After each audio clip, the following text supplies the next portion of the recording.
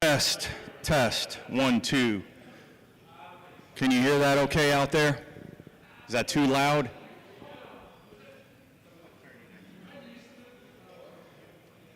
That's a little better.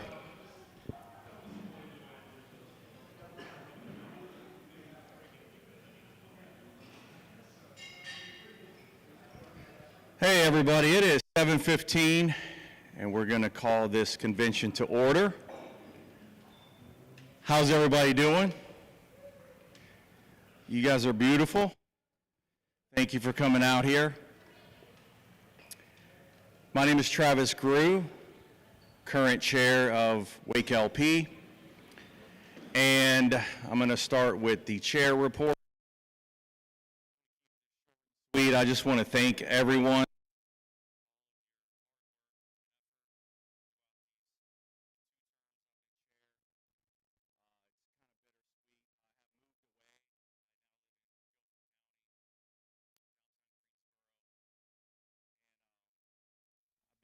Become involved with the Better Ballot North Carolina group, pushing for ranked choice voting. That's going to be my new venture. And so, I just wanted to say thank you. We had 341,000 votes, all-time record last cycle. And it's because of you all. It's your hard work, canvassing, getting the word out. So, Brad will give.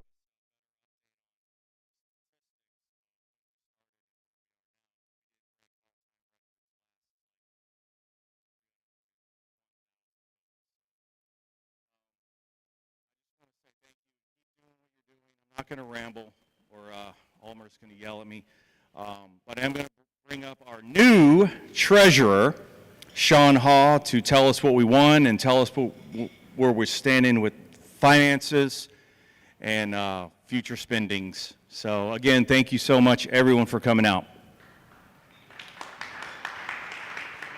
Thank you so much, Sean. Appreciate you. Thanks so much. I'm Haugh. I'm your new treasurer, and it's an honor to serve in this capacity. We currently have $3,123.44 in both between our Truist account and our PayPal. And one of the main reasons why there's money in the PayPal is that we currently have 15 monthly donors, bless you all so much, I appreciate, who give a total of $444 a month. So thank you all for that. That's the kind of support that just keeps the work of the WakeLP going. And if you want to join that illustrious list of people who give a monthly pledge, and it is of any size, the smallest one we have is $4 a month, and it's fantastic because that ends up being $48 a year. It's significant. So you can pledge any amount. Just go to wakelp.org. I was just appointed as your treasurer. I'd like to thank Sean over here for his service. Take over. At least we'll have some continuity in name. And also,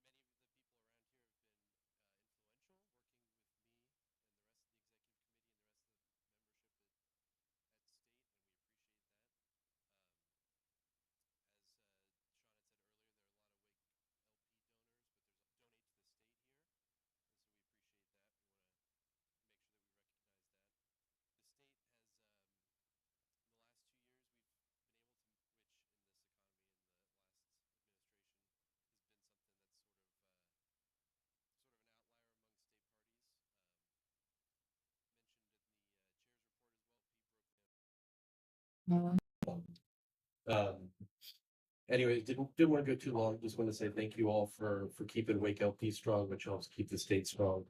And I want to recognize that there's a lot of out of town guests show up to WakeLP because WakeLP is one of the best affiliates. And I guess technically this is like a campaign speech, so take that, with a little bit of salt or a little grain of salt. But I have known a lot of you guys here for many years, and you guys do definitely make up one of the best affiliates in the state. So thank you all for that. We look forward to seeing you in the next 6 weeks. Yes, Question, is the state holding a convention this year? that's the sentence I was going to finish. I look forward to seeing you all in 6 weeks at our state convention. It's what is it, May 16th, I believe, in Clemens, North Carolina, same place. Business will be on Saturday. We'll have our some social stuff Friday night, Saturday night, and then some training and whatnot Sunday morning. So you'll hear more from Rob at our convention. You'll hear hopefully some good out-of-town speakers and guests. So after today, after you get elected as a delegate, we hope to see you in 6 weeks at Clemens. Yes, James. Is there going to be fundraising at this convention? What a good comment.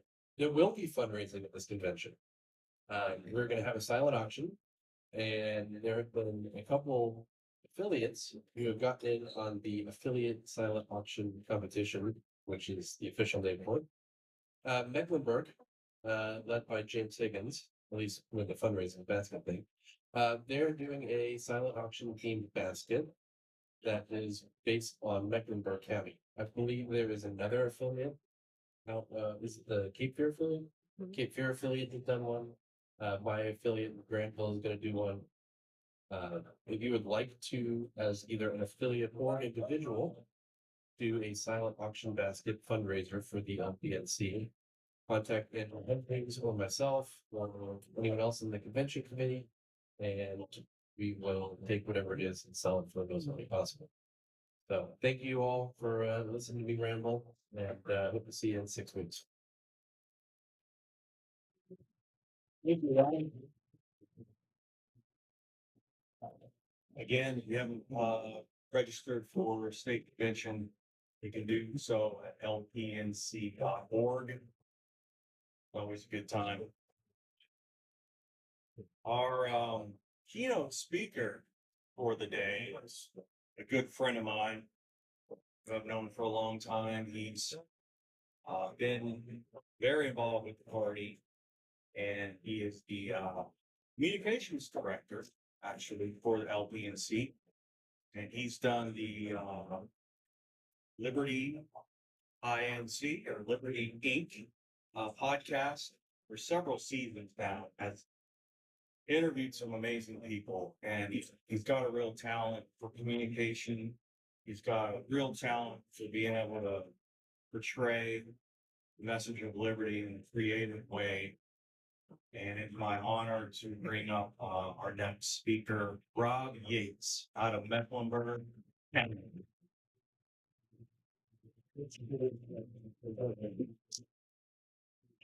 Monday. Yeah.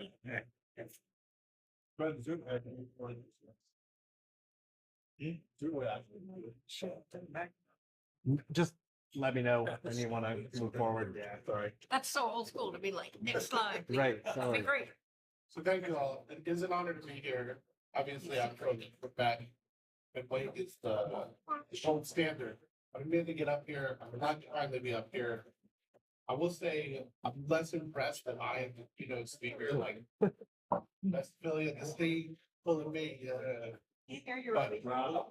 Hello. There you go. I feel like I'm roaring right at this time. So I said, I love Wake. You are the gold standard affiliate without a doubt. Everyone else is trying to achieve this. But if I'm the best you can do for a keynote speaker, so yeah, Rob Yates, I'm the communications director. I'm sure many of you have gotten my emails, probably obnoxiously sometimes, the newsletters, the Friday mailings. I hope you enjoy them. I hope they bring some value. I based a lot of it on stuff we were doing at Wake. What's up, Larry? You've been a good example, something to work off of. I have done this presentation a couple of times before, and it's really cool to be doing it here in this one because I feel like, as Travis said, like, well, get out and do the work. You're hitting the pavement, you're canvassing, you're filling in the gaps. whatever it takes, and we're seeing some results.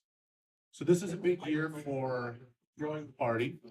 And I think communications, marketing, messaging, we always talk about, we want to see more bold libertarian messaging.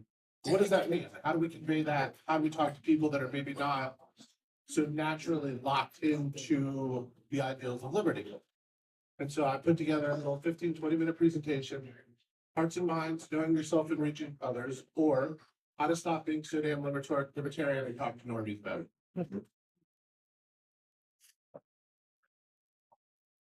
Are you doing all the time? All right.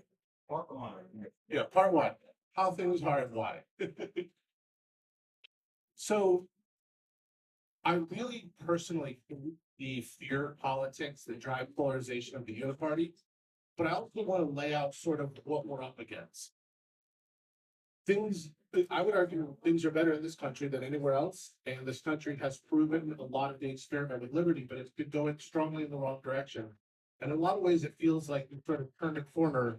I don't want to say point of no return, but certainly point of we need to really pay attention. We need to make a concerted effort. We need to be willing to put aside personal egos, personal concerns, stand on principle, and move the ball forward for liberty. Very specifically, take back some of our rights, take back some of the power that is just constantly sapped away in little ways. And I just put up some of the things here. I've been trying to get a smile out of this hope, because I would also recommend we do all of this with good humor.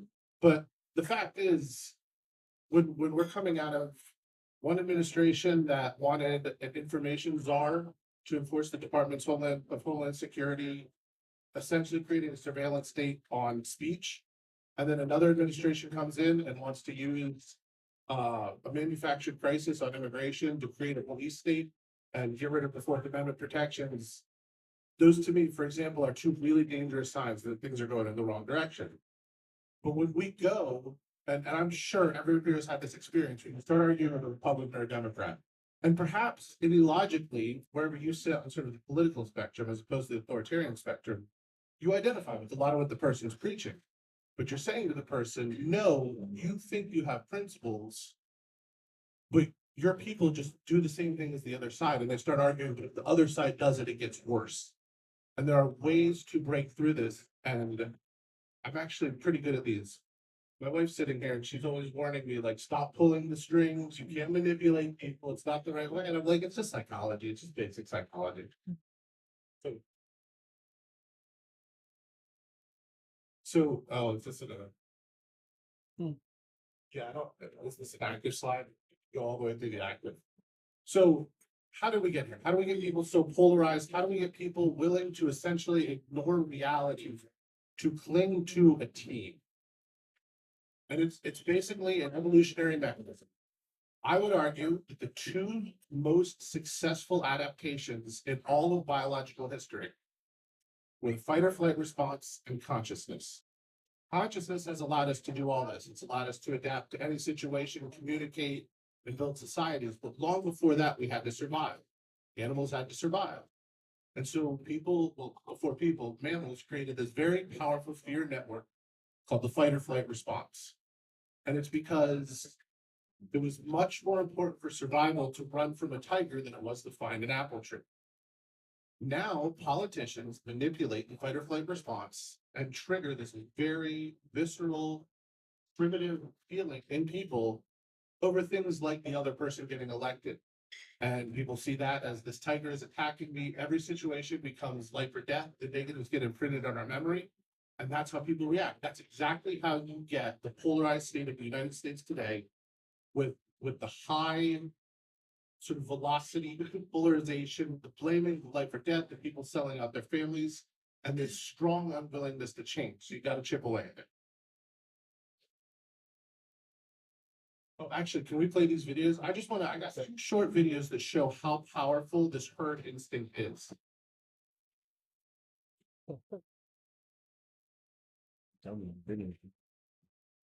Yep, all right.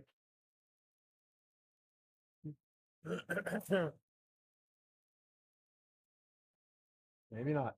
Tell him no, because he didn't touch the head. No, that's not the problem. I don't think that's. Explain it, but you wouldn't see it. All right. Look at Bob. Hey,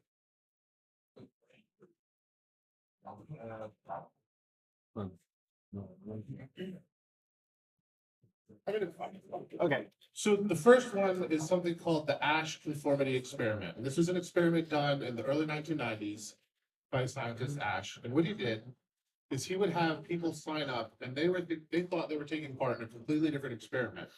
And they would come in and everyone else was in on the experiment. Oh, are we good? It examines behavior under the pressure of social forces, as the experiment of Solomon Asch reveals. The experiment you'll be taking part in today involves the perception of lengths of lines. As you can see here, I have a number of cards, and on each card there are several lines. Your task is a very simple one. You're to look at the line on the left and determine which of the three lines on the right is equal to it in length. All right, we'll proceed in this order. You'll give your answer. Only one of the people in the group is a real subject, the fifth person with the white t-shirt. The others are confederates of the experimenter and have been told to give wrong answers on some of the trials. The experiment begins uneventfully as subjects give their judgments. Two.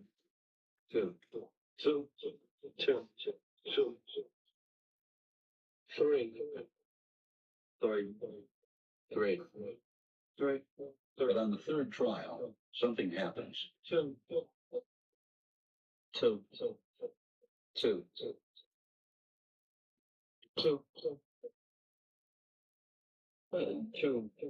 The subject denies the evidence of his own eyes and yields to group influence. Ash found subjects went along with the group on 37% of the critical trials. But he found through interviews that they went along with the group for different reasons. One. They must be wrong. There are four of them and one of me. One.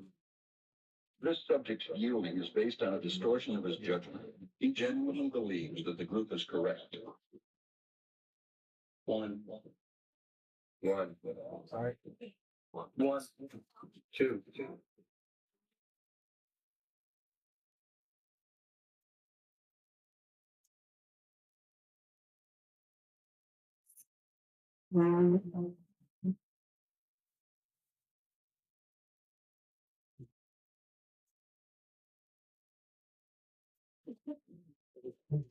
Yeah, it looks like YouTube might.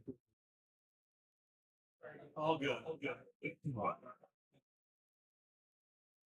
You could just explain. Yeah, we got an error. Okay, that's fine. So you saw the person in the experiment picked a line that was shorter than the test line. Obviously shorter than the test line just to get along or go along with the people around him. Here we go. Oh, here we go. This one's even greater. Take a look at this crowded waiting room. These people may appear to be waiting for the eye doctor, but they're actually waiting for the first test subject in our hidden camera experiment. And here she is, right on time for her 12 o'clock appointment. Hi, how are you doing? This woman thinks she's here for a free eye exam. Well, it's my first. What she doesn't know is that everyone else in this room is working for us. I'll be with you in just a couple minutes. Today we're running an experiment on social conformity, and the test starts now.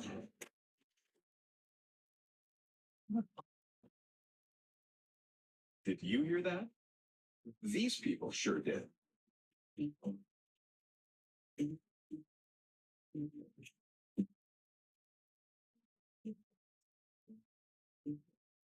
It doesn't take long for our test subject to notice a pattern. Beep means stand up. But why?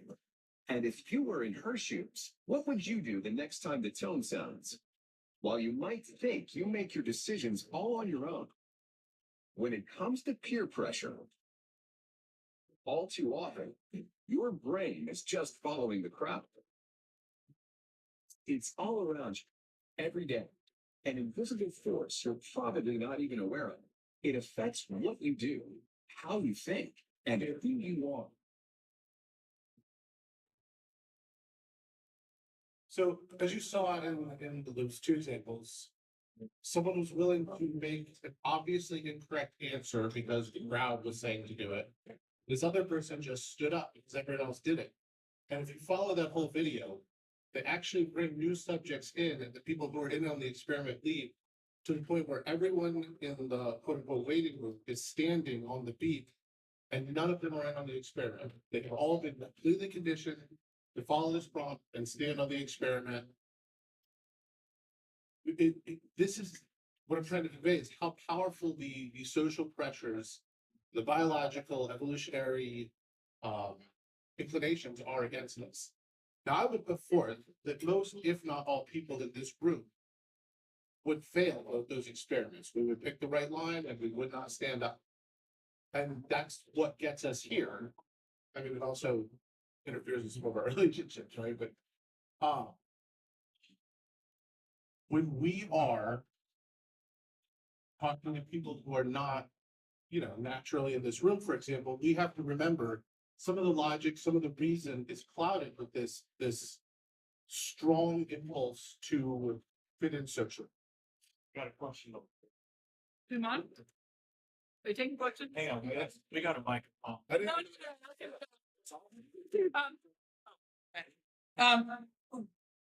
There's is a tendency to say, oh, you should always think for yourself. These are destructive impulse or kind of behaviors.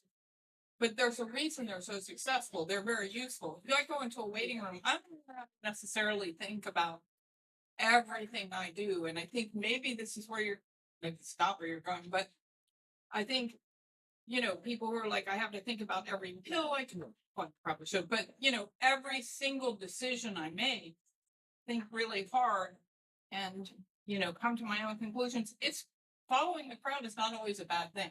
And I know it's weird coming from me, but it's often very useful, and that there's a reason for it. That's all I'm saying. Yeah. That wasn't really a question. Well, no, you're absolutely right, though. And I am going that way with it. Following the crowd is a very strong evolutionary impulse. It's saved us for a long time. I consider myself a collectivist, just a voluntary collectivist. There's nothing wrong with being on a team working with other people. When it gets a problem, when it becomes a problem is, as I put up here, when an other is created and fear is weaponized along with this go with the crowd impulse to turn society against someone. And, slavery has been part of human history since the beginning. But in the early part of the United States, you had anti-black slavery, and there was a concerted effort to dehumanize Black people and weaponize fear against them. Same with all the wars we've been in, same with the moral panic over gays, same with two invasions of Iraq, same with stuff against Muslims being terrorists, and now we're seeing it against immigrants, and the list goes on and on. You get people to collectivize, you turn them against someone based on fear, and they will put a lot of things ahead of what they know is right, because fear is a powerful impulse. Yeah, well, what's your case now? Fear is a powerful impulse. We got another question over here. Well, what I was gonna say is, I think that's crazy. what I was gonna say is, these straw man arguments that happen, like something can happen once, that doesn't mean it happens all the time. And people use it to kind of impose fear on people.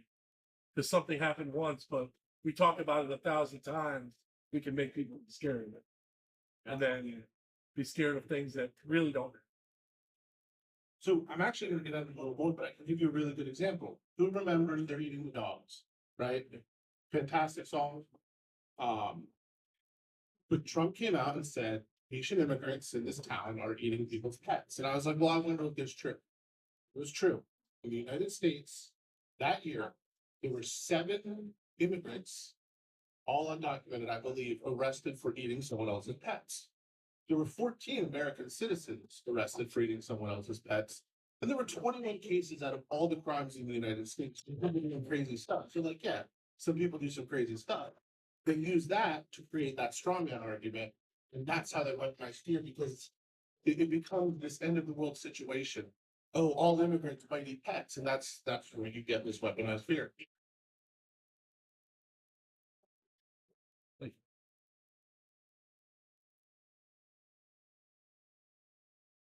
All right, so I will go over this part quickly. There's a much longer version of this presentation where we really get into self-examination, but what I would recommend is true understanding of yourself in how the world sees you. And there are some really good tools to do this. I would personally recommend starting with the Myers-Briggs. There are some people who really are down on the Myers-Briggs. I think the mistake they make is asking it to do too much. It very much has to do with communication styles, but how you communicate out and how you hear things coming in. And just a little background on that, and all of a sudden it's much easier to click because two people can be saying the exact same thing and they're saying something completely different. So this is I feel the most interesting part today. So if we really want to push back, we really want to make a dent and get sort of the part of the political mainstream of the populace, the voters, on our side in a way where they feel confident that we can overcome these fears, you have to win hearts and minds. And it's got to come full circle, and it takes time and it takes a lot of work. Every conversation matters, every conversation can move the needle. But there are things you can do. And the first thing you can do, and perhaps the most important thing overall, is an air of confidence. We are far less verbal beings than we think. H.G. Wells once famously said, if aliens landed in Italy, they would think and I'm Italian, so you can see I'm doing it. They would think that people talk with sign language and words were just a supplement. We have evolved to recognize so verbal cues, facial cues, body language, posture, tone of voice. These things actually matter probably more than the words you say. There's other psychological research, for example, that shows if you get two people in a room and a crowd who has to choose between two people's arguments, the one who is louder and more convincing will always win over the one who's actually telling the truth. So come with confidence. Calm confidence of your convictions. What does confidence mean? That does not mean shouting people down. That doesn't mean yelling over people. One of the things libertarians very much like to do is say right, and that's it.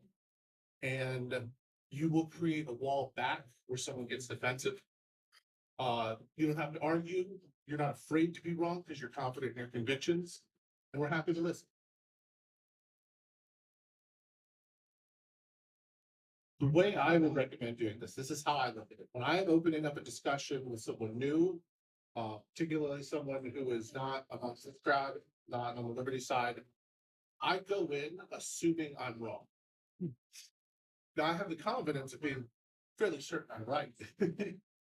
But they have to feel that you are so willing to listen that you could be wrong. And that's how you gain trust. Then you start having a conversation. All the beginning, that's foreplay. That's nothing. That's feeling each other out. But the confidence and gaining that trust, now you're having a conversation. Someone starts to argue with you, sit and listen. Repeat their argument back. Make sure you're clear. Ask questions about it. Did I get this right? Am I understanding it right? Now you're in. This is when you can start picking someone apart. So, empathy, it can be a controversial term because certainly we have this weaponized, overburdened empathy that's dragging people down. That's not what I'm talking about. This is really seeing someone.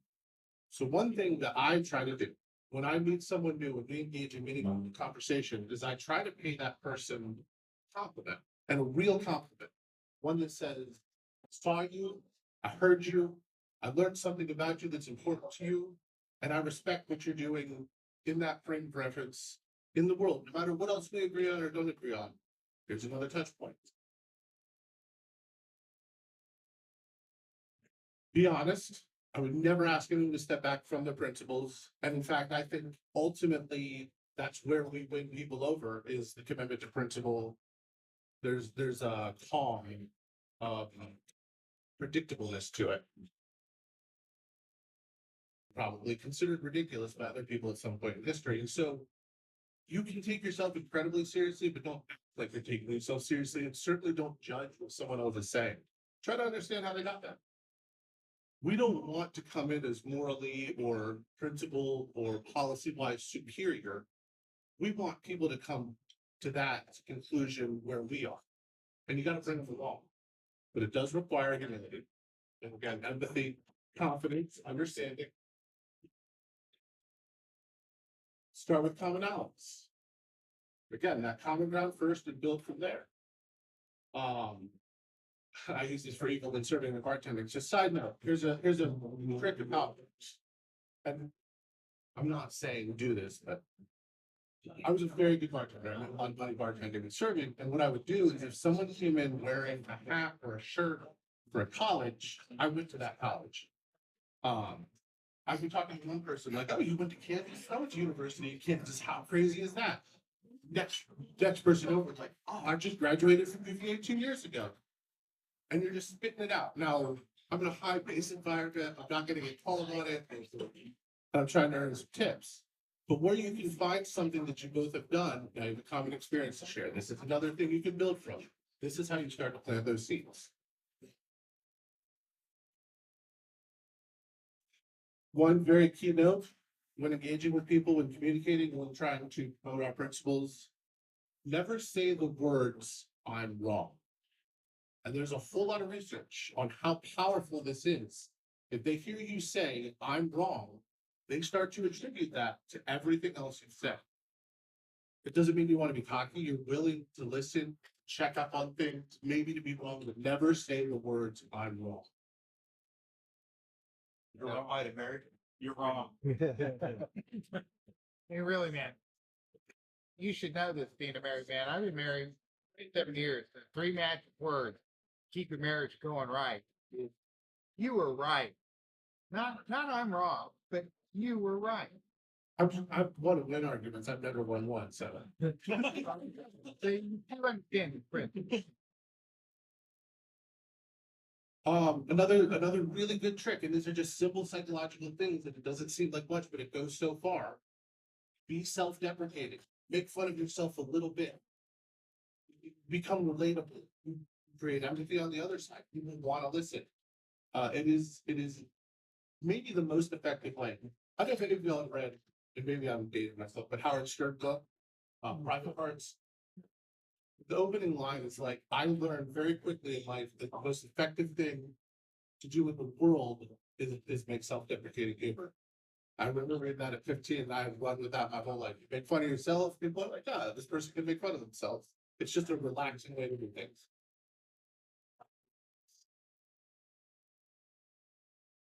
So you want to leave people, you want to plant a seed, and you want to create the sparks of cognitive dissonance. When they have 2 things in their brain that do not compute and they're forced to deal with it. And one thing that came up to me, so like I'm about libertarian messaging all the time, everywhere we go. I got cards, I'm talking to everybody about it, just roll their eyes. This is what I did. So we were at a roller skating rink with our daughter and 2 friends. And I'm sitting down next to a table while they're out on roller skating. I'm not a big roller skater, but a table of 7 Black women sat down next to me. And I was like, there are demographics that we miss out on. I wonder what they think of libertarians. So I asked them, when you hear the word libertarian, what do you think? Only a few of them had even heard of us. And they were like, aren't you like the really weird Republicans? But I'm like, here we go. Let me tell you what it's really about. What are some of your political interests? They start mentioning things. One of the women, we're really worried about police brutality. Hey, that's my #1 thing in the world. And here's all the ways we would like to combat that.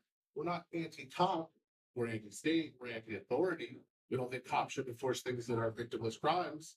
We really hate police brutality and we want to hold them accountable for it. We still believe there should be people out there protecting them and they should be held to account for doing their jobs. I talked to them for like 40 minutes, left them with some cards. A few of them have reached out since. They all get the newsletter. They definitely voted for Mike. Nice.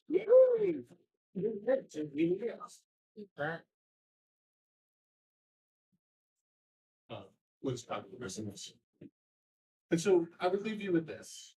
And this is maybe the hardest thing to do. I know I fail on this all the time, but I keep trying. Be what you want to create in the world. If you perpetuate discord, there's more discord. If you perpetuate violence, there's more violence. If you perpetuate hate, there's more hate. But if we perpetuate unity, peace, respect, and liberty, then that's what we bring into the world. And there's a little more of it, a little less of the other stuff. And there's a lot of opportunity there to lead by example. So it's an honor to speak to you all. Wake really does lead by example. I don't know if you get a chance to check out Daryl Davis. He's I don't believe in heroes, but it's the closest thing I have to one. I got to do a thing with him once, but he has converted 260 Klansmen simply by showing up at Klan rallies and saying, "You don't even know me. How can you hate me for the color of my skin?" And talking to people who you would think would be his worst enemy. He walked one guy's daughter down the aisle at a wedding, another one his best friend. But you follow these things, you approach with humility, you listen, you establish a baseline, create common touch points, little self-deprecating humor and plant those seeds. And that's how we win, because our message is better. Never forget that. We have the most powerful weapon. We really do have the better message.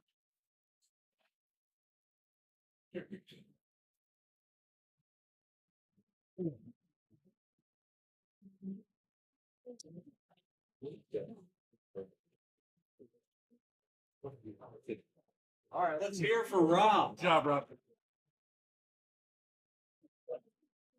Thank you. That was really good. I hope you guys got something out of that.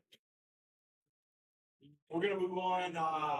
There are 26 delegates, 25 in the room and 1 virtual. And as of right now, one person has come up with an amendment for the planning organization. But we are willing to take one from the floor and consider it. And that time is now. Yeah. Like, dude. Did you just, so we didn't have the plan of the organization? No amendment. No one report, no one suggested. Okay. I'm like, Hearing none, Plan of organization. we're going to take a 5-minute recess to get some cake and a drink. If you're drinking, and I want to encourage you to tip our wonderful bartender and waiter well. This place has been really good to us and we want to be really good to them. So 5-minute recess and then we're going to get into the election of the executive committee. We'll be back.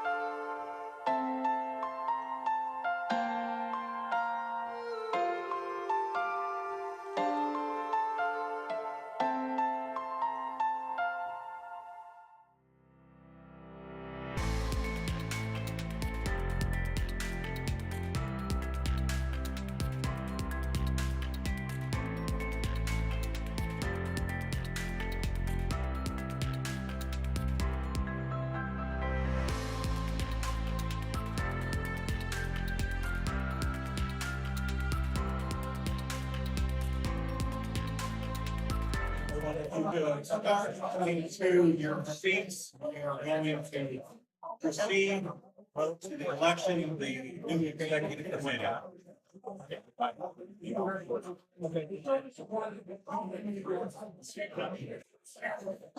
you accepting nominations or are you waiting?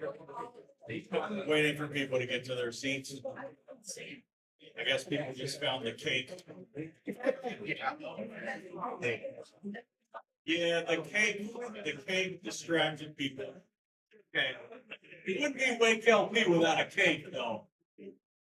You name one convention where we haven't had a cake? Ryan, I got the sniffles. Oh, no. I've been standing next to this, but. Okay. I'm not worried about it.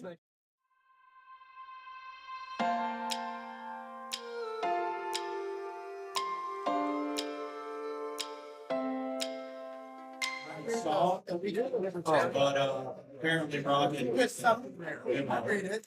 I like that. I heard you guys keep track of it. Click someone.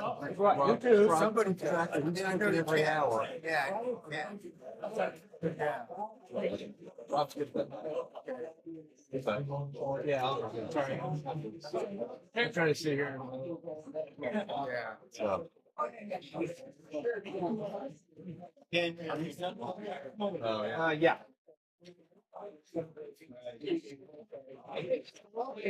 Hey, I want to say thank you to all the volunteers, people that are credentialing, people that are doing the AV, people that do the setup team. Thank you very much. Let's give them a round of applause, all the volunteers. This would not be possible without you.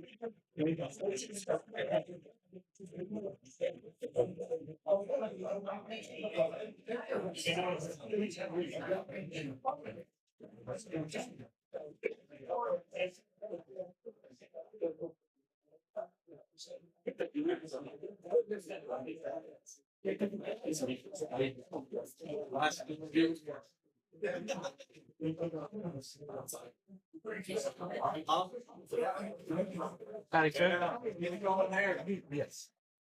Like the bar over there. So how's the, all right, if everybody can start kind of making their way to your seats, we're going to proceed to the fun part. How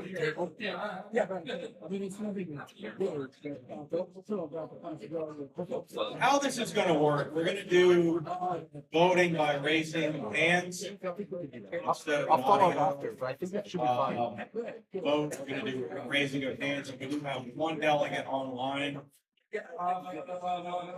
So if you are not a delegate, please do not raise your hand. This is only for delegates, okay? We need an accurate vote on this. How many delegates do you have? We have 26. 25 in the room and one online. So last year, we had to kick everybody out of the room that wasn't a delegate. Hopefully, we don't have to do that this year. And, And we'll go through. That's last time we had people here, trying to found anything. They showed up. Gotta go for my main. God bless them, they just wanted to participate, fight the power and all of that. You know, we don't like to criticize, but there are rules. all right, I think we're gonna start here. WakeLP, be a Wake County resident. So every 2 years, we elect a new executive committee. And that's chair, vice chair, secretary, and we now have 2 at-large positions. So that we can make quorum, and the treasurer position is an appointed position, so they do not get a vote on the executive committee, but You have a name on it? 5 members make it an odd number for quorum. So we're gonna start in order Thank you. for this election. And we're gonna start with chair. Do we have anyone who is going to nominate someone for chair? We have one over here. I know, chief. My name's Dave Ulmer, WakeLP. I would like to nominate Brad Hessel to be the next chair for the Wake County Libertarian Party. I feel like I'm kind of getting even here because, in 2015, my neighbor who lives around the corner knocked on my door, said, "Would you like to get involved?" Yeah, boy, did that go off the rails. But Brad does the work, and he has for years in Wake County. He has been the treasurer. He does the door knocking. He is one of the few that will work during early voting and be at an early voting site and talks to voters. He will show up to community meetings. He will attend state events. He helps organize the events.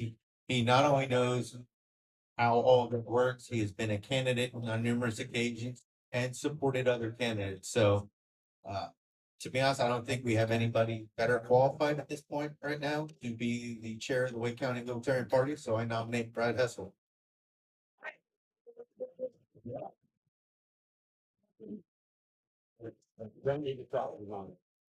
Do we have any other nominations for chair?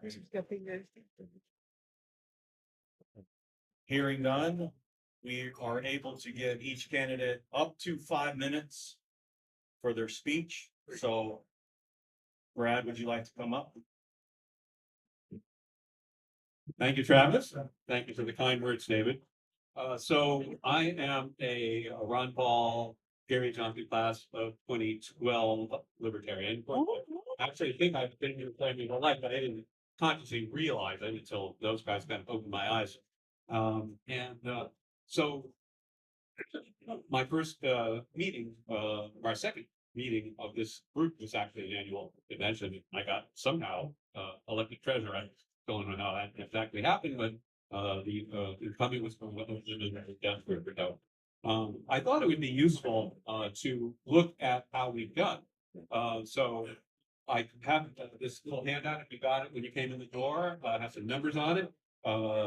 There's 2001 to 2012, 12 years, and then there's 2013, 2024. This finished another 12 years. So registered libertarians at the end of 2012, 2,600. At the end of 2024, almost 6,000. Those were twice as many. Number of candidates that we ran. Now, here we're talking not about governor and president. We're talking about only candidates in Wake County. That's local elections, municipal, county, and also North Carolina General Assembly districts in Wake County. We ran 27 such candidates in the first 12 years of the century. We ran 68 in the last 12 years. That's over 150% more votes. So we totaled up the total number of votes for Libertarian candidates. Again, this is not counting president, not counting governor or statewide races, Senate. This is only counting Wake County candidates. And in my case, I ran a couple of times in districts that had other counties attached. So we're only counting the votes for that were in Wake County. 124,548 in the first 12 years. 441,000, almost 442,000 in the last 12 years. Again, that's over 200% of an improvement. Fundraising in the first 12 years, we raised about $17,000. In the last 12 years, we raised $104,000, which is 5 times as much. Now, $100,000 in 12 years is not a lot. I will tell you that it's kind of backloaded in the sense that we raised a lot more the last few years. We've got 2 years where we raised $20,000 in Wake County. Which again is not a huge amount in political scale, but in terms of libertarians, we raised more in this county than some states raised. So we've done pretty well. Also in the last 12 years, life has gotten better at least for me in Raleigh, in freedom, in the freedom sense. I mean, we have the ability to work out of our house now. That wasn't legal 12 years ago. We have the ability to rent our houses out, our properties out short term. Again, people were doing it, but it wasn't officially legal. We can drink on Sundays. We have scooters now. The NIMBY Raleigh City Council banned them for a while, but they're back. And basically, life has improved. I'm not going to say Wake Libertarian Party had much to do with that, a lot to do with that. But we had something to do with it. We were certainly involved in the discussions around those decisions. So going forward, I think that we have a serious opportunity to have more. Basically, 2 prongs that I see. The first prong is do what we've been doing, namely nominate candidates for office for as many of the General Assembly seats as we can, so that the Wake citizens expect to see libertarians on the ballot and are used to seeing that. And that we have a presence and that they know that there's a Libertarian Party. And then the second prong is something we haven't done so great up to now that I think we have an opportunity to improve on it. And that is to push on the municipal and the county levels to get policies implemented. Now, I know it's a tough sell right now. The national politics is sucking all the oxygen out of the air, out of the room. But it still is the case that in spite of all this executive crazy every once in a while bathroom rules that the legislature passes here in North Carolina, and it's being a Dillman state, which means counties and municipalities can only do what the state tells them they can do. Despite all of that, most of when government touches our lives, it's decisions that are made locally. Transportation, education, infrastructure like water, small business rules, whether you can drink on Sundays. All these kinds of rules and laws are made locally. So we can have an impact in improving folks' lives and pushing the envelope. That's what I'd like to see us do, starting in the next 2 years. Thank you.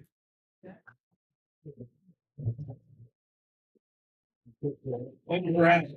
I think WakeLP does have something to do with it, because I remember just a couple years ago, they had a cap on how many barrels a brewery was allowed to self-distribute.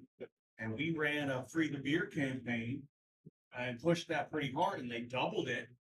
So it went from 250,000 barrels to 500,000 barrels that the breweries was able to self-distribute without signing off on a large distributing company, which basically takes your inventory and just throws you in the mix. You just become a number.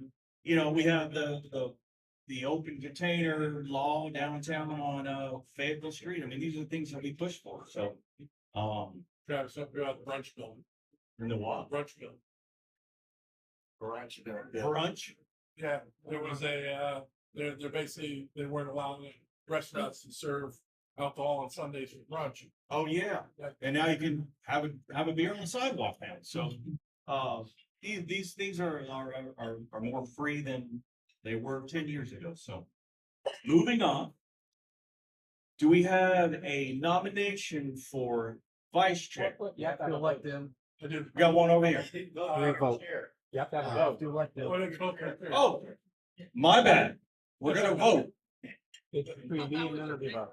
It's between Brad and Noda. So by showing of hands, if you are a delegate, please raise your hand if you want Brad to be our chair. Plus one vote online. Yeah, one, yeah. You don't need a count, but he asked for a hand, so now he has to count them. Hmm. 25. You can't vote. I can't vote? Well, you're not officially in your county. Okay. 24. 24 plus one online, unless you count. 25. Okay. Like it's gonna be a buck. Do we have a vote for Noda?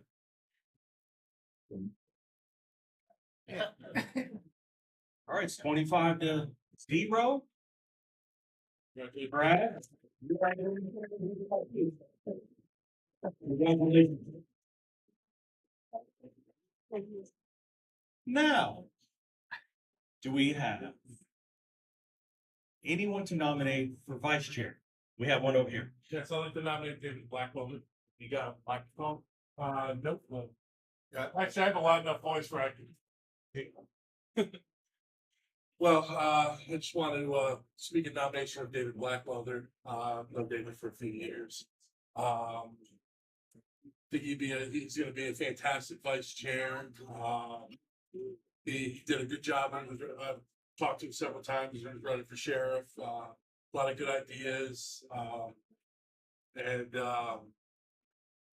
think David will step up and do a really good job for WakeLP, and just want to speak in nomination. Yeah. Thank you. All right, Dave, we'll have you up for 5 minutes.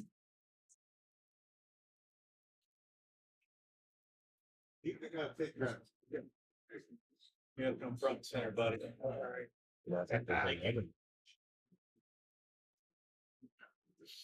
Appreciate the opportunity to be able to, potentially be vice chair for you guys. I'd like to, build on some of the wins that we've had lately. And, as you notice, on not just on the state level, but on the local level. I think local politics is very important. And if you notice that it actually affects you the most. And, I encourage anyone that's in here to potentially run for local office. I think it's very important. And just to kind of the things that have been moving on in Wake County, such as, like you said, the brunch bill and other things, being able to drink outside, things like that. There's other ways that we can advance liberty that just doesn't have to be on the state level. And I encourage everyone to be involved and work the polls, things like that. Every election cycle, it's very important to get out there, shake hands, and pass out literature. I think it's very important to get our message out that way because you have the most impact. Don't ever underestimate, putting hand to hand and shaking hands and leaving an impact on people. Hopefully we get our message out that way.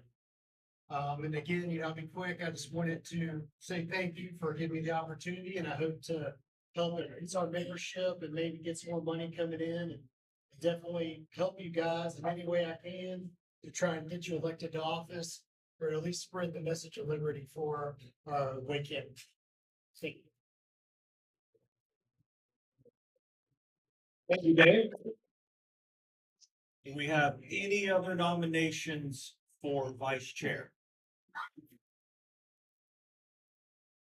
Seeing none, we're going to move to a vote. It's going to be David Blackwelder versus Noda.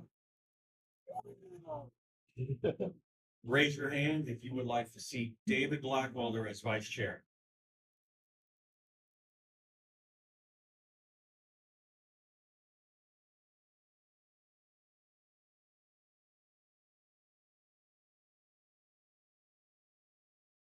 I'm counting 24. Plus 1 online. Plus 1 online, that's 25. Do we have any votes for Noda? Theoretically, possible 25 was voted. That is true. So I would say, David Blackwelder, welcome to the team.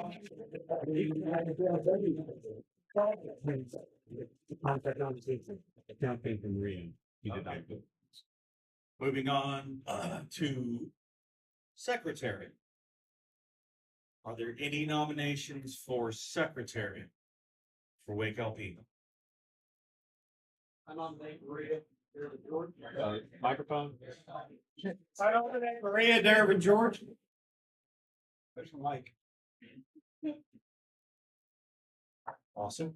Do we have any other nominations? Okay, Marie, we'll give you 5 minutes or less, whatever. I give a good nomination. Absolutely, yeah. There's the mic back here. That's what I was supposed to do, David said. So I'm Ed George. I've been in the party 3 years and I ran for office in the last election. Had a great time doing that. I appreciate the support from all of you for that. So I nominate my wife, Maria Derivan-George. I'll tell you a little bit about her. I met her about 12 years ago, I think.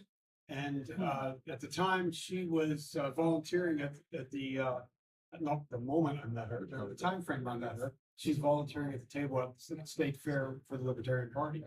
And she told me that she would come to Libertarian Party meetings.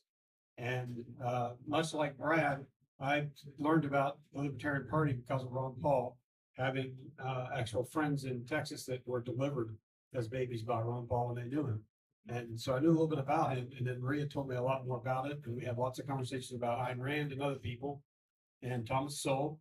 So I learned a lot about the Libertarian Party and about libertarianism from her. So a little bit about her. She has a very significant education. She has a bachelor's degree in English, a master's in public education. She has a law degree. She's a past English teacher and vice principal. And she helped launch an early college in Henderson County, Vance County, about 13 or 14 years ago. So she has a lot of very strong feelings and involvement in the education system, including having a lot of very good constructive criticism about it. And she currently works in that industry all across the country. She flies to Philadelphia and Kentucky and California and everywhere. She has clients all over the country where she tries to help improve their school systems. So she has a great involvement in the public school system from that perspective. She really encouraged me to get more involved in the party. She talked me into meeting David Ulmer a few years ago. She has a strong passion for the party.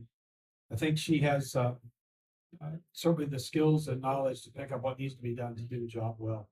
So it's my wife, Maria. Thank you, Ed. Hearing no opposition, we're gonna go ahead and take a vote. If they wanna. Good. Oh, 5 minutes. I'm so sorry. Speed ahead. The first thing I'm gonna do is make sure we follow protocol. Thank you. Thank you. You already got my vote. All right, so my husband gave such an amazing intro. I really don't know what else to say. So I haven't been involved in quite some time, but Brad called up one night, I don't know, maybe 9-10 o'clock at one Sunday night, I believe it was, and said, hey, would you like to volunteer and throw your name into the hat as a secretary? And I said, why not? I was very inspired by watching Ed's campaign. I was very inspired by hearing from the individuals that he met. Of course, there's a train going by.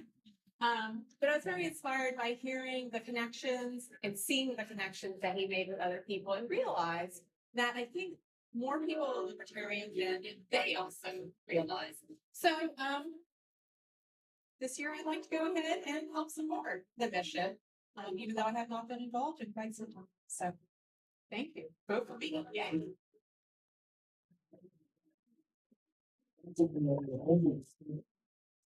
Now we move to a vote.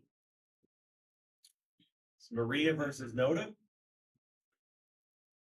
All in favor of Maria as secretary, please raise your hand.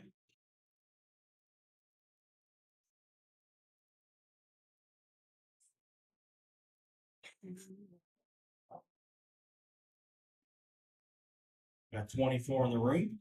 And one online. And one online, that's 25 to 0. Noda. Welcome to the team.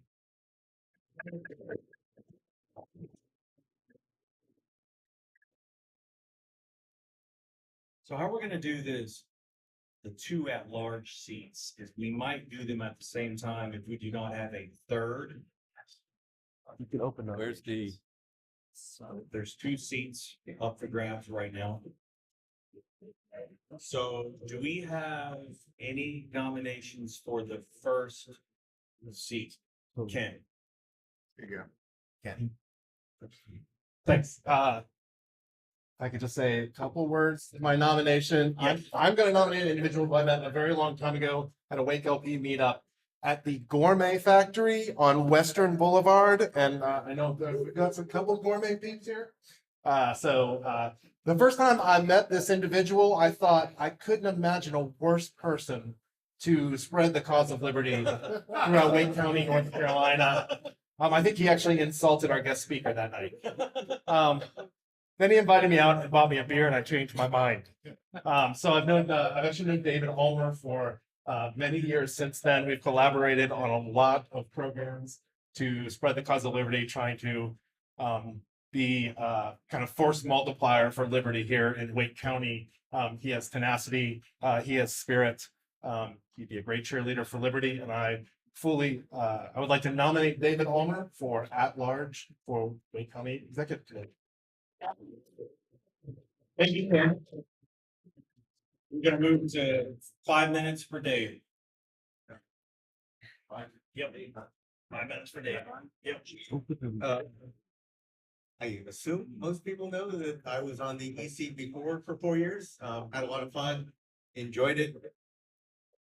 What I enjoy most about spreading the message, and thank you, Mr. Yates. Everybody's personality is different.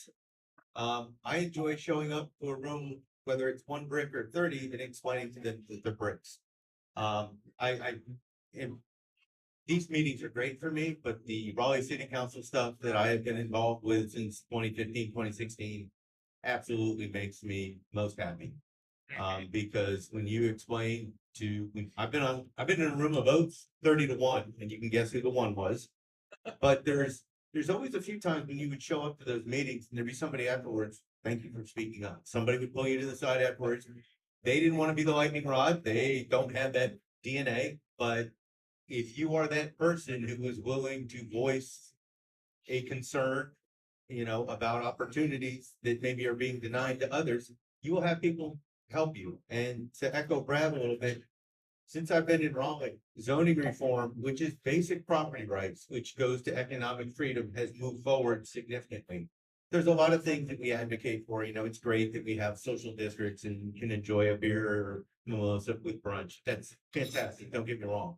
But when you're talking about people now that can build an ADU on their property and rent it out and bring in $1,500 a month and not have to leave their home and stay in the neighborhood that they've been in for years, that is a dramatic change. And the fact that we had in this city, mainly Democrats, because Raleigh is what it is, embracing free market reforms, because this is a Dillon rule state and they couldn't do rent control and they couldn't do all the other reflexive things that the left normally does in states like California. It's significant, and it really is a step forward. And if I take pride in anything else, you can tell what it is. It's being part of that conversation and moving that forward. I'm very much a locally focused, state focused person, and I hope to work with Brad and the rest of the Wake County EC to keep us on that track. Thank you.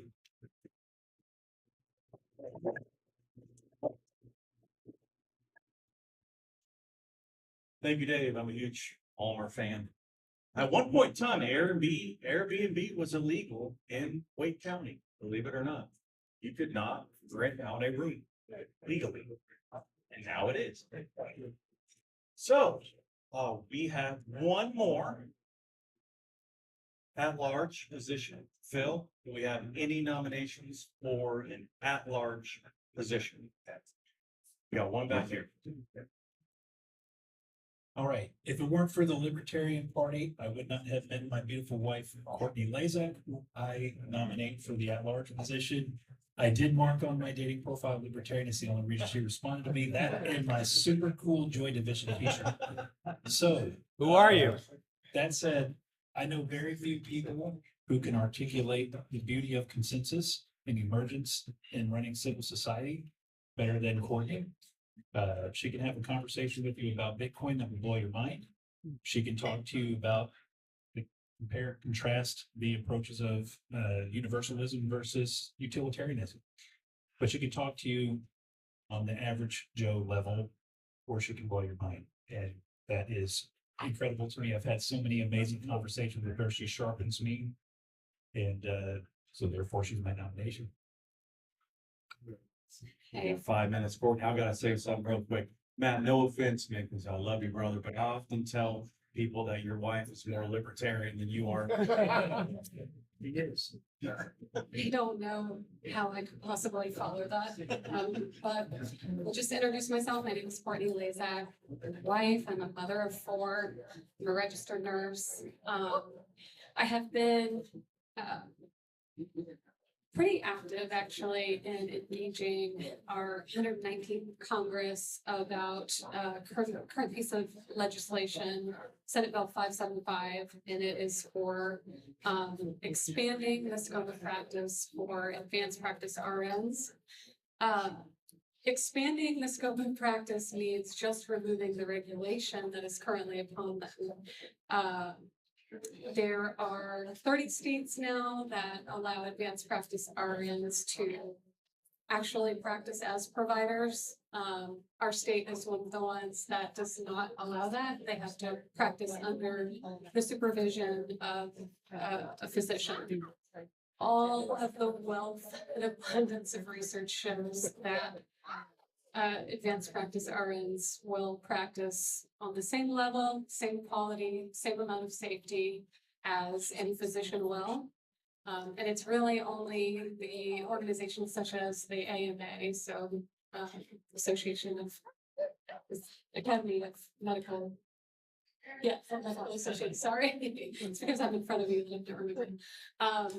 So it's these physicians organizations that are really pressing against it, and it's just because they won't maintain the standard and the oversight. So I would like to explore how we can do this on the more local and state level as well. Beyond that, I think the Libertarian Party is extremely important just because government is way too big. I think that it is one that just kind of works to sustain itself. And I think it needs to work to sustain us. And so beyond that, I think that there are technologies such as Bitcoin that are showing that decentralization is a very important philosophy that we need to try and incorporate into how we kind of work our government. So anyway, look forward to exploring that on a local level and state level and working with you guys. Thank you. Do we have any more nominations for at-large? Seeing none, it's 2 open positions, so what we're gonna do is we're gonna vote on both. Yes. I'd like to make a motion to suspend the rules and appoint Courtney Laszacs and David Ulmer as at large, and it would require 2/3 vote. We have a second. Second. Susan. We have a second. So it's going to be both of them versus noted, basically. That's for discussion. So do we have any discussion on that? Well, Hearing none, we're going to move to a vote. It's gonna be David Ulmer and Courtney Laszacs as a team versus noted. Does everybody understand? So raise your hand if you would like to see both of those individuals as at-large members. I'm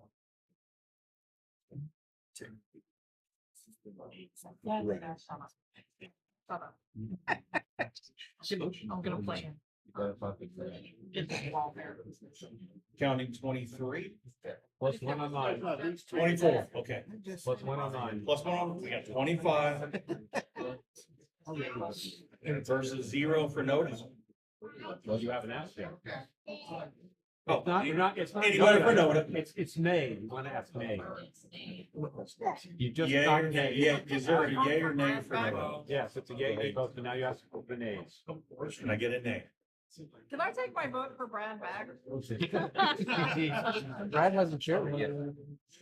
Yeah. Too late, Susan. I'm sorry. All right, hearing none, congratulations. You have, I would say, it's a great team for the new executive committee, so watch out, Wake. Amazing people. Let the purges begin. We do have an announcement. We have Phil. Phil's gonna come up with an announcement real quick before we move on to delegates. Oh, this one. So. Yeah, there's one right there. You give this to Phil. We got one, we have. I think that's working. By special arrangement, I asked them to put out a tip jar. So if you guys want to give cash and you don't want to leave it on the table or anything, it's over here. Hold on. Thank you, please give our friend. Like I said, this is home away from home. Quick plug, we're here every Wednesday at 7 o'clock, right over there. We do special events in here. And so please, get involved. There's always room for your help here. So we're gonna move on to delegates to, the election of the LPNC convention. And how are we gonna do this? You are gonna do this. Yes, you may.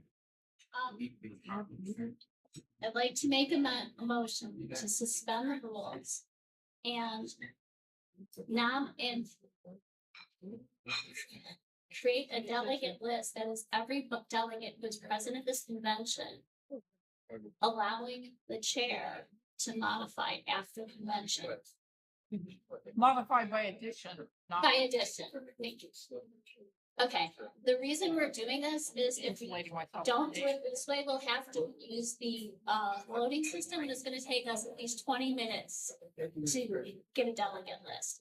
So we have 60 spots and only 25 or 26 delegates here.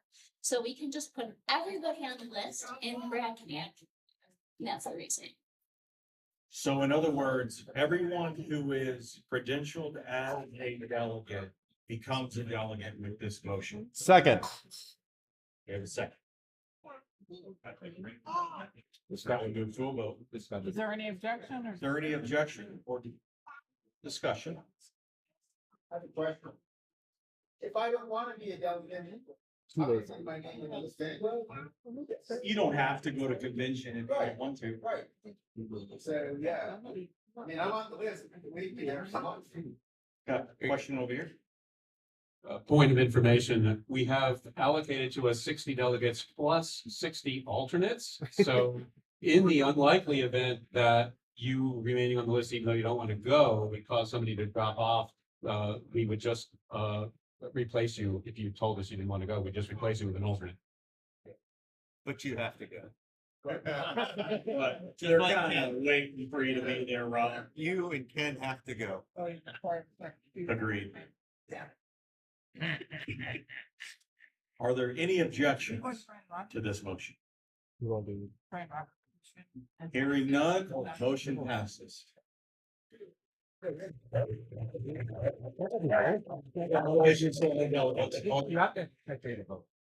have to vote. Yeah. Yes or no? Well, no objections. That's not vote. That's not a vote. All right, we're moving to a vote. New chair, you want to run the floor? We are moving to a vote. Let's Do a vote voice, on this motion. voice vote. You have to have 2/3. Voice vote. Raise your hand if you agree with this motion. You don't have to count. Yes, you do. Yeah, it's 2/3. We're good. If you ask for him. Motion passes. Yeah. That's why it's I'm the best chair in the world. Yeah. Best chair tonight. Kidding. We do appreciate you, brother. Thank you for the last 4 years. Oh, yeah, thank you. We're moving on to other business. So this is where it could be anything. Anyone on the floor have any other business that we need to maintain, take care of and maintain right now?